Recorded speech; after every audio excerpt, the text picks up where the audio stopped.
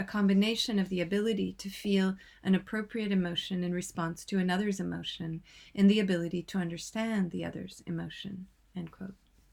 All of this is, of course, associated with theory of mind, quote, the ability to attribute mental states, beliefs, intents, desires, pretending knowledge, etc., to oneself and others, and to understand that others have beliefs, desires, intentions, and perspectives that are different from one's own, end quote. To be empathetic is to be able to parse from the world that which most closely conforms to what we already recognize as having value. It is to carry forward a power relation that acknowledges similarity and responds benevolently to it. I feel you because your feeling corresponds to what I already recognize as feeling. Empathy, the feeling in of an interiority that recognizes itself in the other, thereby creating a measure of the self-same, must be seen not only as a profoundly humanist marker of self-recognition, but as the neurotypical marker par excellence of exclusion of all that cannot be recognized as self. It is this assumption that feeling is internal to the body that leads Baron-Cohen et al. To assume that autistics are mind-blind and, by extension, have no empathy. For when Baron-Cohen says that autistics cannot, quote, understand that others have beliefs, desires, intentions, and perspectives that are different from one's own, end quote, what he seems to not be able to comprehend is that the definition excludes those modes of feeling proper to the neurodiverse. The concept of empathy simply cannot recognize experience expanded from the normative interiority of a neurotypical body schema.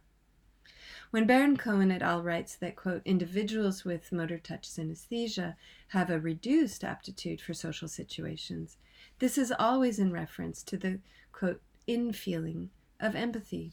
A neurotypical viewpoint cannot recognize neurodiverse sociality precisely because it is always feeling in, led by a model of interiority that presumes that feeling is only what a body contains, not what a body does in the worlding.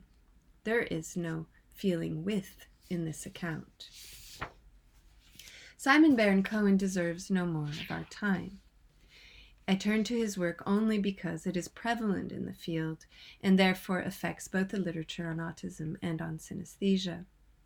To address the claims he makes and then to move away from him, it is necessary to underscore the following. 1. All models that begin with a preconstituted body schema and make human interaction the only marker for empathy are deeply erroneous. 2. Empathy is a humanist construct that privileges a human-centered account of importance that is always organized around pre-existing norms. These norms are based on neurotypicality. 3. Synesthesia is never going to be a condition that can be adequately studied with an experimental method that begins with a neurotypical body schema. This is the case not only because the quantifications of sense that are the result of such studies are only the tip of the iceberg, but because all sensation occurs in complex overlaps. Sensing is not limited to sense presentation. All sensing is amodal. An amodal sensation can only be mapped if it can be mapped topologically. To address synesthesia, new modes of expression will continuously have to be invented. With them will come new modes of knowing. 4. Autism tends to express itself not as a lack of feeling, as Baron-Cohen argues, but as an overfeeling, as a feeling with the world of such intensity that it is difficult to parse into the quotient scientists like Baron-Cohen use to measure humanity. I have defined this tendency of supersensation or overfeeling as autistic perception, emphasizing that it exists on a continuum of neurodiversity, but expresses itself most intensely in classical autism. As I have argued elsewhere, this intensity of feeling is relational to its core. It is alive with the more than. We all stand to learn from a modality of feeling that is so ecstatically more than human. What things do when they shape each other. All things living and dead cry out to me when I touch them. The dog gasping for air is drowning in ecstasy, its neck shouting, dig in, dig in. slam me, demands one door, while another asks to remain open. My wife again asks me, how did I know just where and how to caress her? I can be too eager to listen. The scar here on my thumb is a gift from a cracked bowl that begged to be broken. John Lee Clark, Clamor. John Lee Clark, to my knowledge, has never been tested for synesthesia. How could he be when the neurotypical assumption around the sensing body automatically discounts a deaf-blind person from mere touch synesthesia or any other kind? What would there be to measure? Indeed, the neurotypical view of deaf-blindness suggests that there really is no life to be experienced without the senses of vision and hearing. Quote, the loss of both sight and hearing constitutes one of the severest disabilities known to human beings. Essentially, it deprives an individual of the two primary senses through which we acquire awareness of and information about the world around us. And it drastically limits effective communication and freedom of movement, which are necessary for full and active participation in society. End quote. And yet, what about the synesthesia so clearly felt in these lines? What of the strength of feeling felt? All things living and dead cry out to me when I touch them. The dog, gasping for air, is drowning in ecstasy, its neck shouting, dig in, slam me, demands one door, while another asks to remain open. My wife again asks me, how did I know just where and how to caress her? I can be too eager to listen. The scar here on my thumb is a gift from a cracked bowl that begged to be broken. These words of Clark's are reminiscent of autistic Tito Mukhopadhyay's account of the mining tragedy in Raleigh County, West Virginia, in 2010.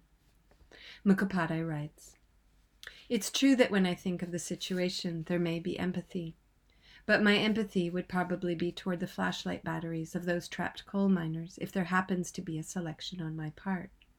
Or my empathy would perhaps be toward the trapped air around these coal miners. There would be me watching through the eyes of the flashlight cell the utter hopelessness of those unfortunate miners as my last chemicals struggled to glow the faint bulb so that I didn't leave them dying in darkness. As the air around them, I would try to find a way to let myself squeeze every bit of oxygen I have to allow the doomed to breathe, for I am responsible for their doom. And while I found myself trapped, I would smell the burning rice being cooked with neglect in an earthen pot. For Clark, touch carries a proximity that is also felt in Mukhopadhyay's account, though in Mukhopadhyay's case, the strong sensorial feeling with is carried across senses in ways that more clearly make apparent what Brian Masumi would call a relational or virtual body, a body of, quote, pure variability, activated in the sensing. With Clark, the same force of relation is felt, but to register, the actual proximity of touch is added to the mix. That said, there is also in Clark's poem the activation of an emergent relation, a feeling with that exceeds the actuality of the hands-on of touch. As with Mukhopadhyay, there is a sense of a more than that accompanies the actual body, composing with the sensation that moves through that body. A touch is here foregrounded, I want to suggest, that carries the more than of sense. If synesthesia is the making felt of experience as emergent across a field of relation that is itself infrasensing, and what is activated in both Clark and Mukhopadhyay's words is the feeling with of experience itself, these are synesthetic experiences. This may be no surprise in relation to Mukhopadhyay, who has written extensively about his synesthesia, but it might be a surprise that someone who can neither see nor hear hears with the world's touching. Listen again. All things living and dead cry out to me when I touch them, writes Clark. A hearing in a touch. My wife again asks me, how did I know just where and how to caress her? A seeing in a touch. And even more than that, a feeling toward a seeing, hearing, touch. A knowing with the world in the relation. a virtual body felt and activated. In Masumi's words, every single sense experience is the envelopment in a dominant mode of appearance of an infinitesimal or virtual continuation of other sense experiences. Every perception is a composition of the full spectrum of experience, practically appearing as if